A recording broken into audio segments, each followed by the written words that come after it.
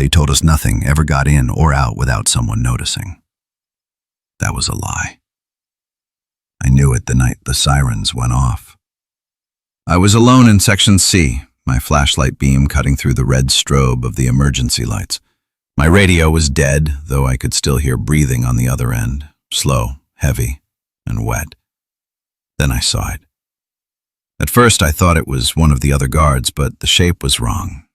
Shoulders too broad, arms too long. It stood at the far end of the hallway, lit only by the flickering red light.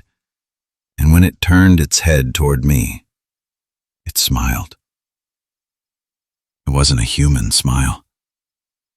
That's when it said my name, in my own voice. My name is Evan Mercer, and for most of my adult life, I was military. Air Force MP. I thought I'd seen weird things before.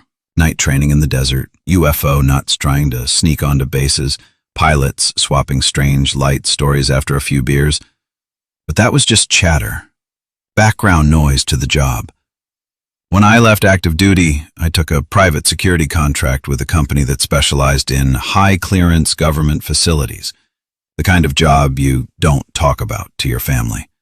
The kind of job where you sign so many NDAs your hand cramps before you're done.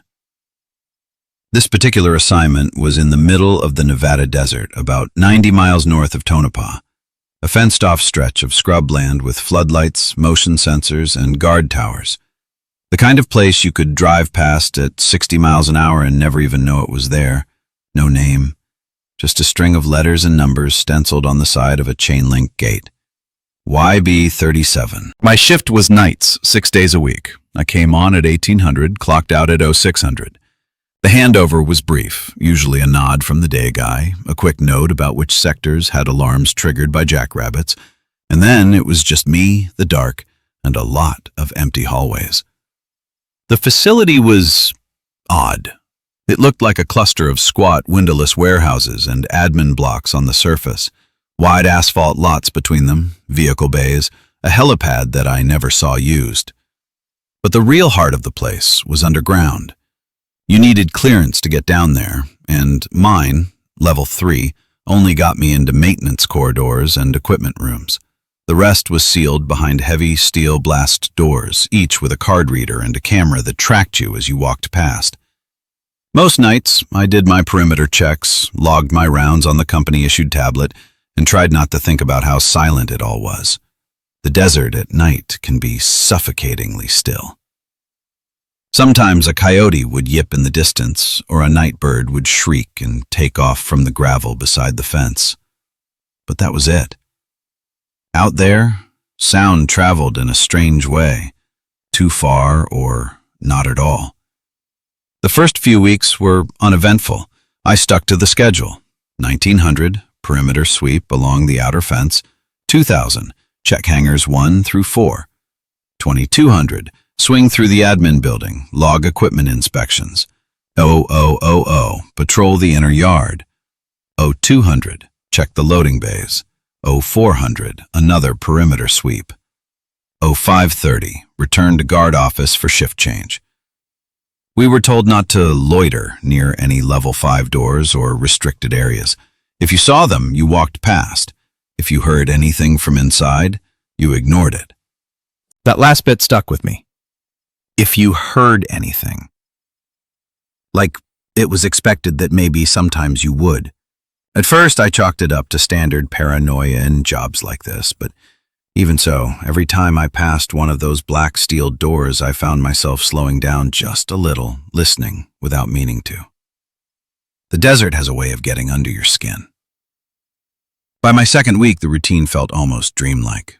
Long hours of pacing empty halls, the hum of fluorescent lights, the constant low wind rattling the security fencing. My breaks were in a cramped guard room with 2 chairs, a fridge full of energy drinks, and a wall of black and white security monitors. That's where I first noticed something strange. It was a Tuesday, 0200, dead of night. The cameras cycled through their usual feeds, floodlit yards, locked hangar doors, the empty helipad, and then, for less than a second, one of them flickered. Not static, not a glitch I'd seen before. It was a Another hallway, not one I recognized. It was narrower than ours, lit by a dim greenish light, and the walls were dripping wet. The image blinked away before I could process it. I stared at that monitor for the next 10 minutes, waiting for it to happen again. It didn't. I told myself it was just a feed swap glitch.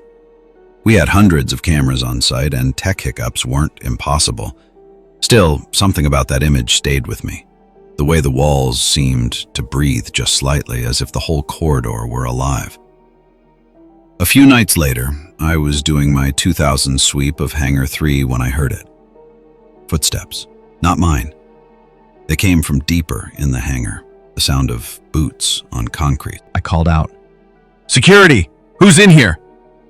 And the sound stopped. Hangar 3 was supposed to be empty that night. I checked my tablet. No maintenance scheduled, no deliveries logged. I walked the length of the hangar, flashlight sweeping over stacks of covered equipment and a row of silent forklifts. Nothing.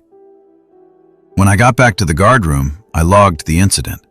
The supervisor on the other end of the radio replied in a flat voice, "Hangar 3 is clear, Mercer. Probably echo from outside." Maybe, but I knew what I heard. The weeks blurred together after that, but little moments started standing out. Not big things, not at first, just oddities you could almost explain away if you tried hard enough. One night, around 2300, I was back in the guard room, cycling through camera feeds when I noticed movement in the admin building hallway. It was faint, like someone walking past the far end of the corridor, but when I switched to the next camera for a closer angle, nothing. The hallway was empty. I replayed the clip. The figure wasn't clear enough to make out a face, just a shadow in human shape. It didn't match the gait of anyone I worked with. There was a stiffness to it, like the legs and arms were moving in slightly wrong directions. I wrote it up. The official note in the system came back 2 minutes later. No personnel scheduled in admin building after 2100, likely shadow from exterior movement. The problem was there were no windows in that part of the building. 2 nights later, I was doing my 0-100 hours inner yard sweep when a convoy rolled in through the north gate. That wasn't unusual. Deliveries came at odd hours sometimes, but this one was different. There were 4 unmarked trucks, each escorted by a pair of men in full tactical gear. Faces covered, no unit insignias. I started toward the gate to log the arrival, but before I got 20 steps, a voice came over my radio. "Mercer, stand down. Return to your patrol." It wasn't my supervisor's voice. It wasn't anyone I'd heard on the radio before. I stood there for a moment, feeling the cold desert wind cut through my jacket, watching the trucks back up to Hangar 2. One of the trailers shuddered, like something inside had moved. Then I heard it. Faint, but unmistakable. A slow, rhythmic thump, thump, thump. By the time I passed Hangar 2 again on my next sweep, the trucks were gone. No log entry, no paperwork. It was like they'd never been there. The following week, during my 0-400 perimeter check, I saw a man standing beyond the fence. At least, I thought it was a man. He was tall, 6.5 feet at least, with shoulders so broad they looked unnatural. The floodlights didn't quite reach him, and for a moment I thought he was wearing some kind of bulky gear. But when I raised my binoculars, I realized it wasn't gear at all. It was him. Just him. And yet, the proportions were wrong. The arms hung too low, the head tilted at an angle that made my own neck ache just looking at it. I called out over the loudspeaker. He didn't move. Then I switched on the high-beam spotlight and swept it over the fence line. He was gone. No movement away, no tracks in the dirt when I checked the spot later. And here's the thing that really got me.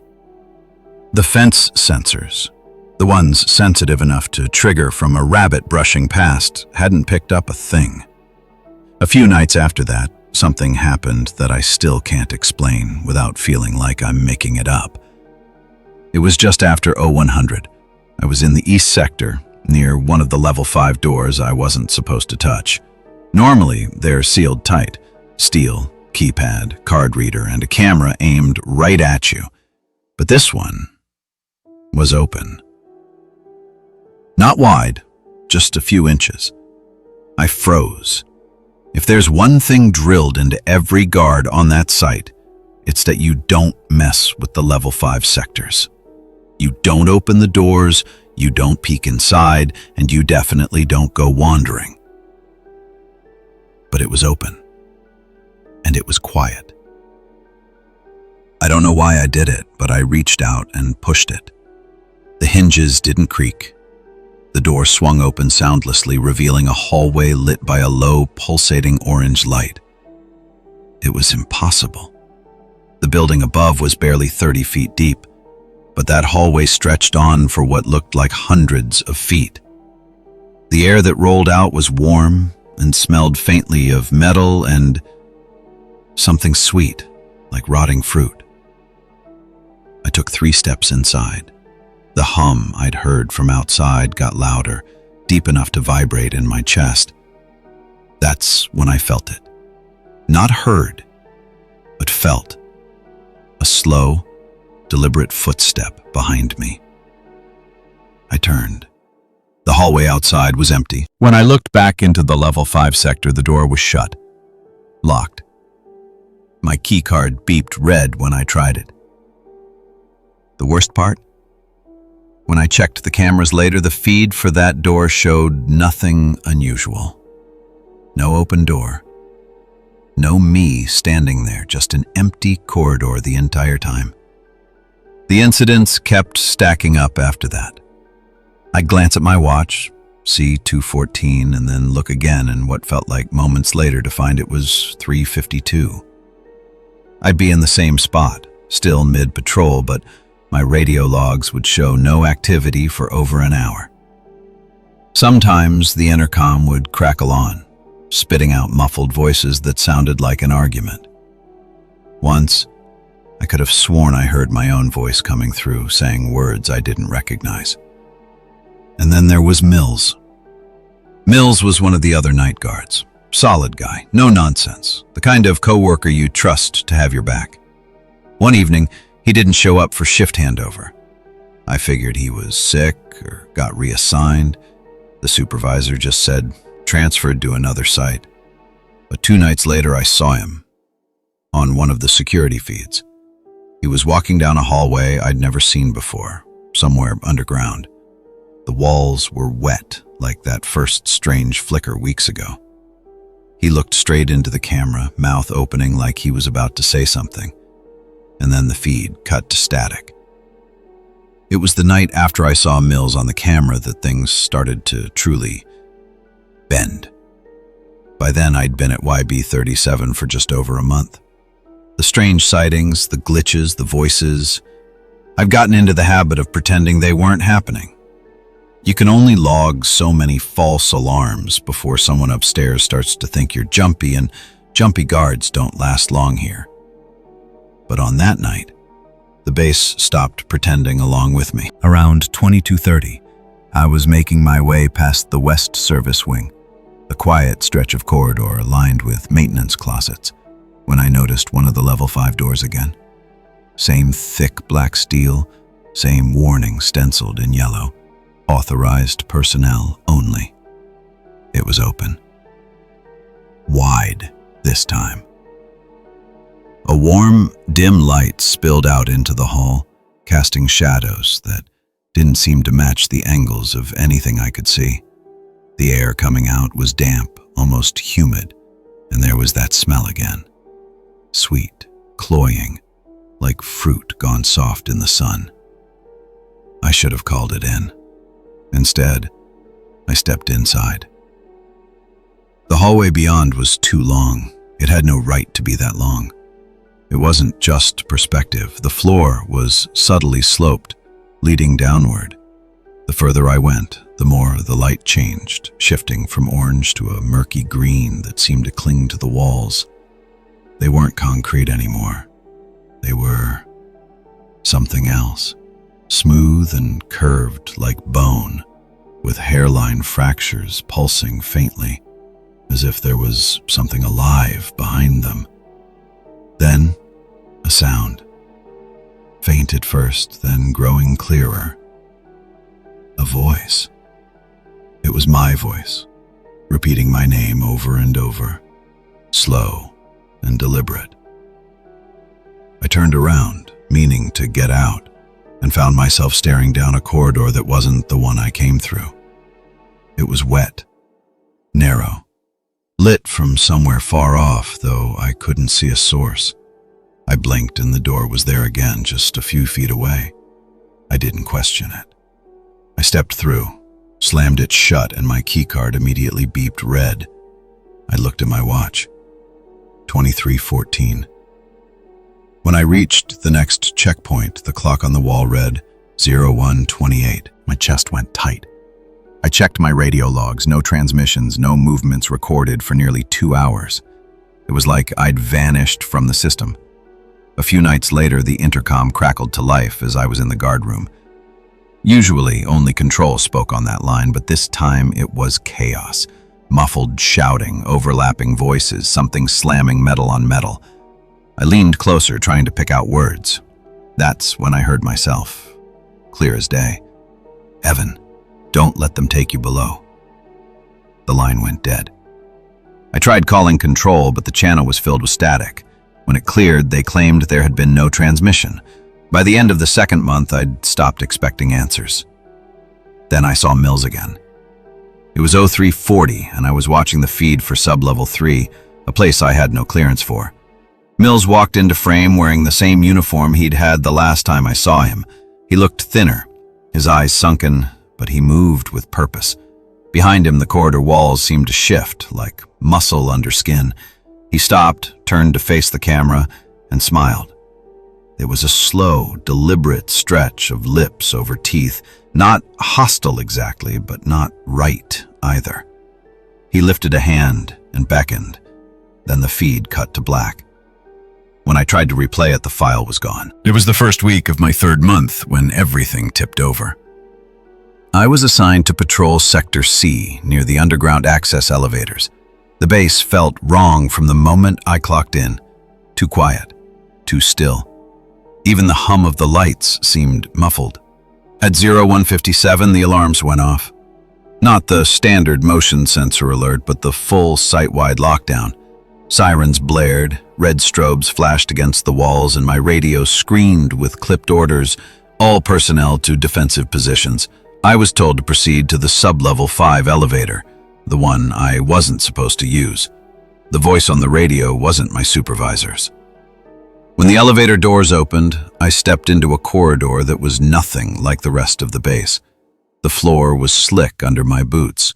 The air was thick and warm, carrying a low, constant rumble that I could feel in my teeth.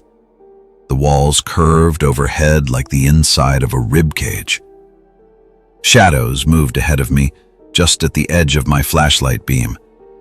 That's when I realized they weren't moving away from me. They were circling. The elevator ride down to sub-level 5 felt wrong from the moment the doors shut.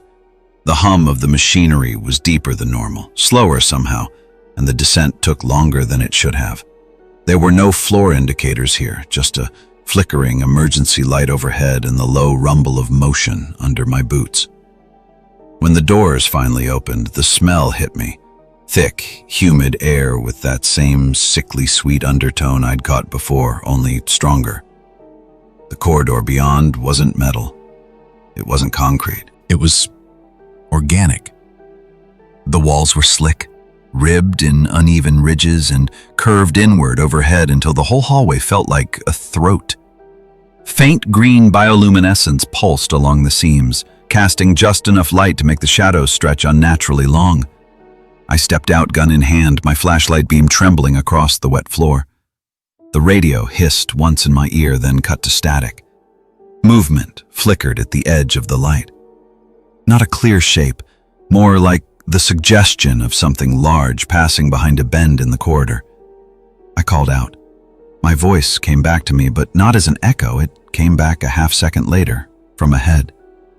"Mercer." It was my own voice. I forced myself forward, one step at a time.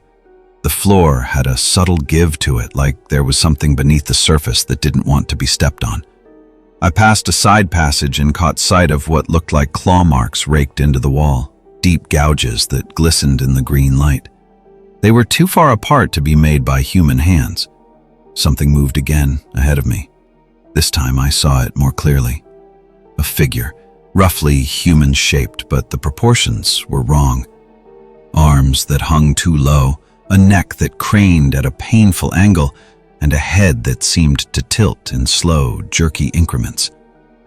It stopped, turned toward me, and smiled.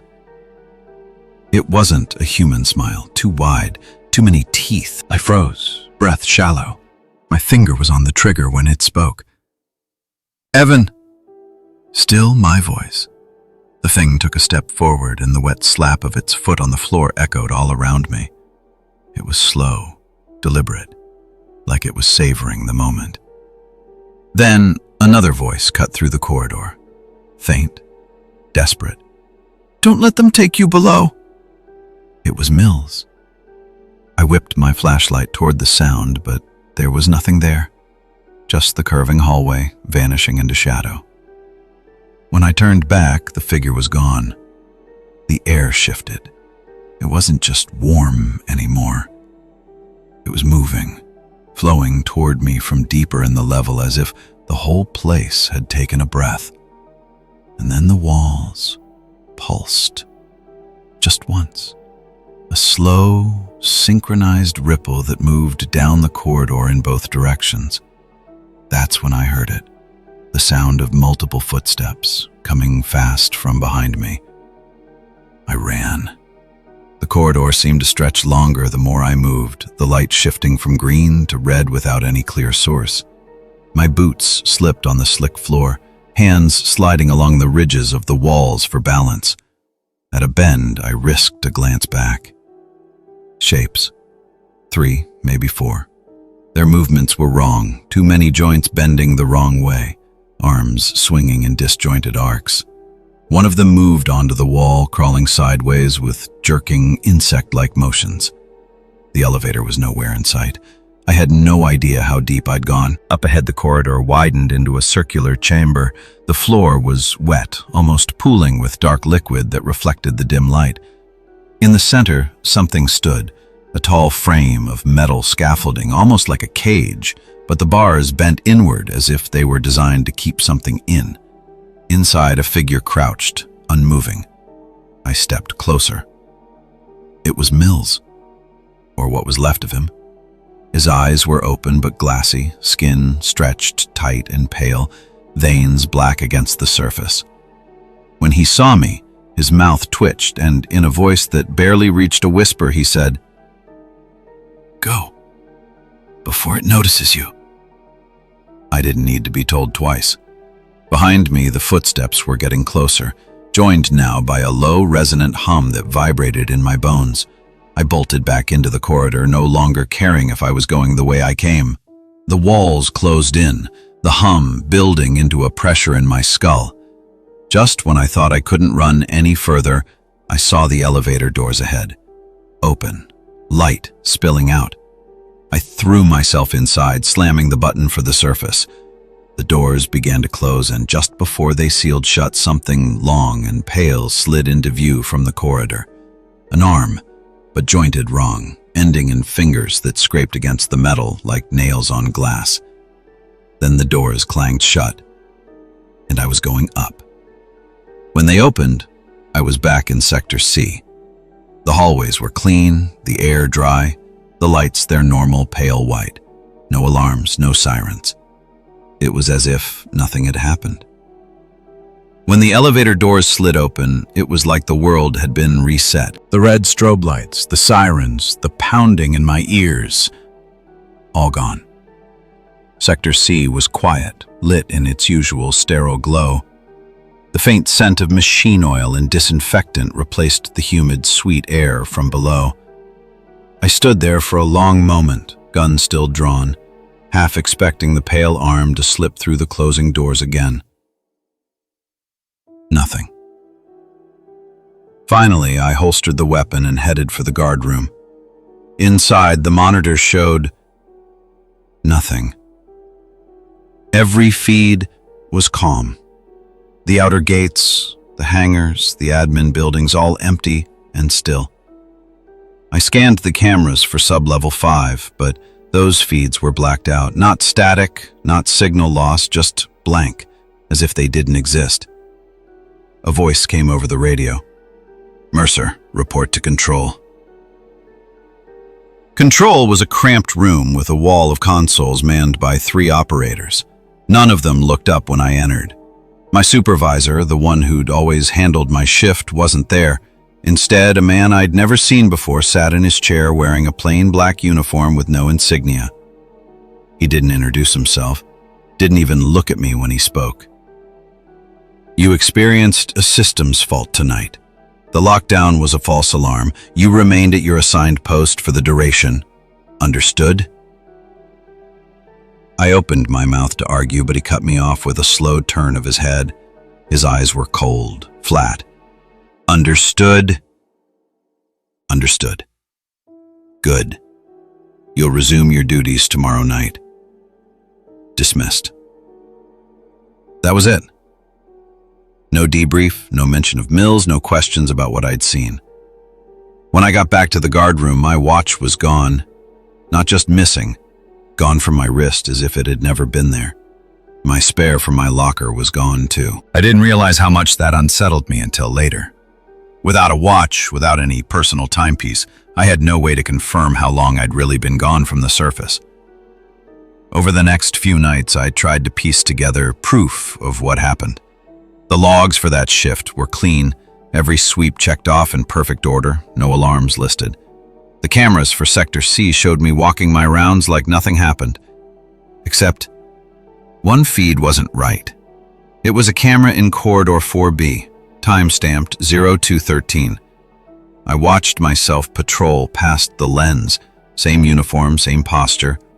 And then, halfway down the hallway, the version of me on screen stopped, turned to face the wall, and walked straight into it.